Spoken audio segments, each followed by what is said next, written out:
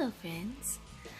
I wanted to share a theory with you and my worldview when it comes to the caveman theory, because I think human beings are very attached to this notion of a very romantic time when humanity was just coming to stand on two legs and learning how to use fire and learning how to use tools and make tools and, banging rocks together like apes, and the males grabbing the women by the hair and dragging them off into the cave and knocking people over the head with clubs. And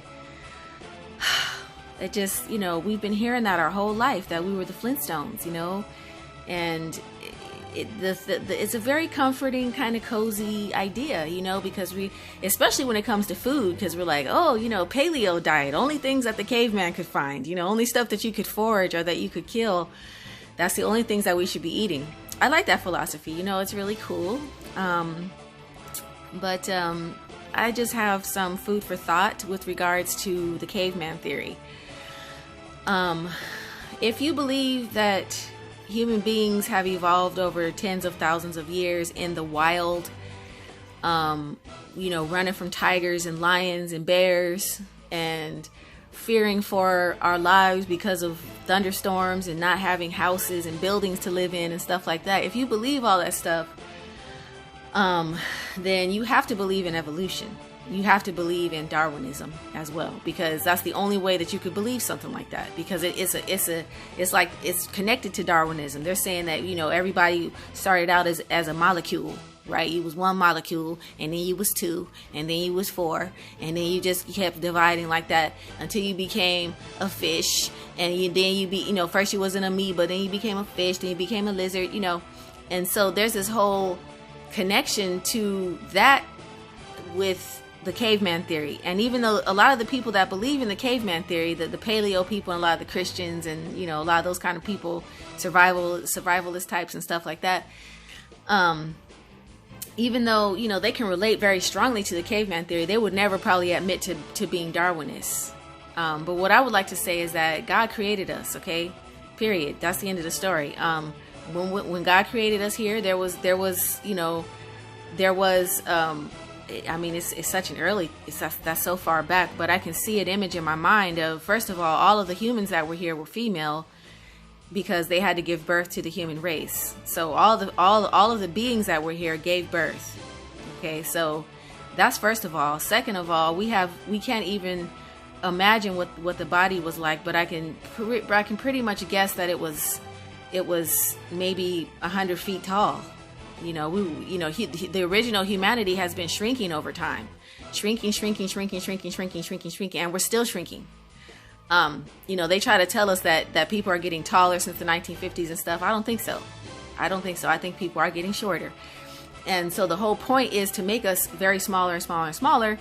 And, you can really stunt someone's growth by distracting them constantly with things that don't matter and false narratives and so on and so forth, and tell them that they were cavemen so they can feel like, like I want to be a caveman. I relate to that, just being someone who's just a brute, who's brutal and who's brutish. I don't believe that humanity ever goes through a phase like that except for after a cataclysm, because God did destroy this world multiple times. And every time God destroys the world, there's always a few survivors, a few stragglers that somehow managed to survive. Maybe they were up on the mountaintop, I don't know. But those people got to live. They survived, and somehow they got to try to live in the ruins, in the rubble.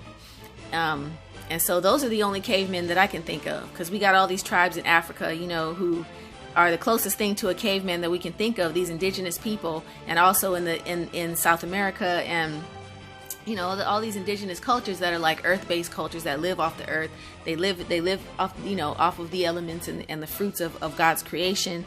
And these people are stewards of the earth, but they don't seek anything outside of their village. They just like wear the simple uniform, and they all wear the same uniform, and they all have the same, they don't consume very much out of the earth or whatever. So I'm not saying that here's my philosophy right here. This is the point. This is the crux of my worldview and my theory. Food for thought. Okay, what if all of those groups that live today, the indigenous groups who are basically, even though they're living off the land, they're living in nature, they are poor than dirt. They are the dirt poorest people in the world. And, they're just subsisting off of the land that they've been allotted for their little human zoo. Because that's how I see them. Like they're kind of like a spectacle for the rest of us to look at and say, oh, that must be what we came from then. You make that connection in your mind. Like, oh yeah, we must have all been that poor, and we must have all, had to walk 5 miles to go get water and bring it back to the village or whatever. That must be, a part of our evolution. And I would argue that no, that's not a part of our evolution. That is the part of our survival story as a species. Because after the earth is destroyed, people band together in groups, and they got to survive somehow. So they come together and they do all kinds of rituals. They had to do what they had to do to survive.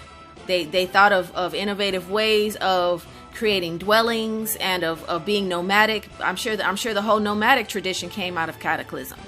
Because it's the end of the, there's death and destruction everywhere, but you got to keep it pushing. You got to walk so you can find things that are alive and find people that are alive.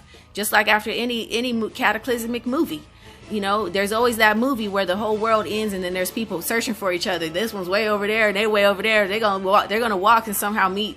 The world has been created and destroyed numerous times, multiple times. There are ruins right now that you can look at and see that there was a culture not too different than our own.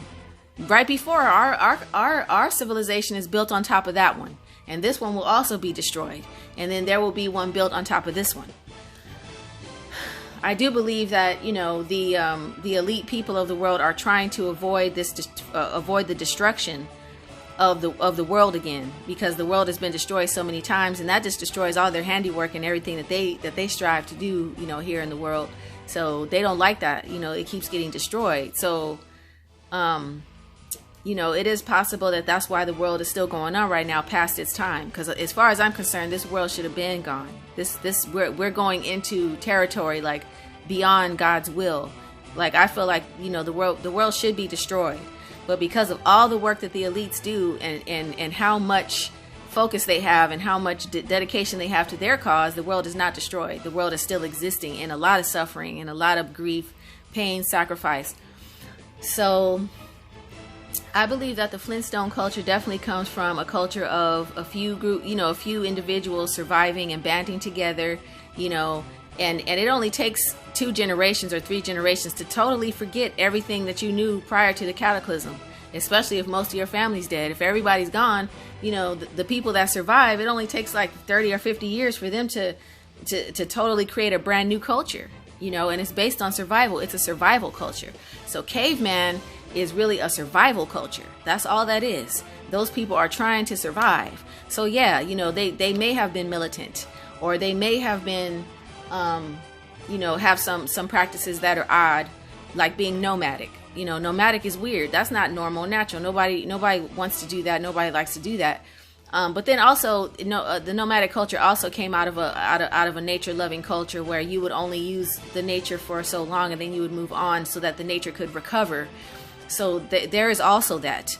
I believe that those are two stimuli for that kind of culture, for a nomadic culture where you have a light footprint and then you just keep it moving. Either you have a light footprint, keep it moving, or you just are in devastation and you have to scavenge. But I think that's what a caveman is a scavenger. I don't think a caveman is, I don't think we came from apes. I don't think we evolved from animals. We evolved from apes. And I don't believe that whole theory that we were Neanderthals and that we had, that we look like apes and all this, just another false narrative that just like drains your brain. It drains your energy. It gives you low self-esteem. It makes you look at yourself the wrong way. No, you didn't evolve up to this point. You devolved down to this point. I devolved down from to this point. I was bigger and loftier. We all were. The human race was much more elaborate, just even back in the 1920s. Okay? We devolved down to the point that we're at right now. And if we continue on with these false narratives, we're just going to get even more tiny and even more, short. Because that's what they're doing. Why do they do it? Because they don't want us to destroy the world. We have the power to destroy. They don't want us to destroy it though. They want to live forever. They just want to keep the party going on forever and ever. And they're convincing all of us that that's what we want too, that we want to live forever in this world of suffering and pain and sacrifice. God didn't make that. God didn't make it for us to suffer in. That's not even godly. We're living for no reason at this time. And it's being prolonged, and the inevitable is being dragged out so that, like I said, the elites can live forever in this realm. They want this to be their forever place because they know when they go to heaven, they're going to catch hell. So anyway, thanks for listening. I hope it was interesting. I love you.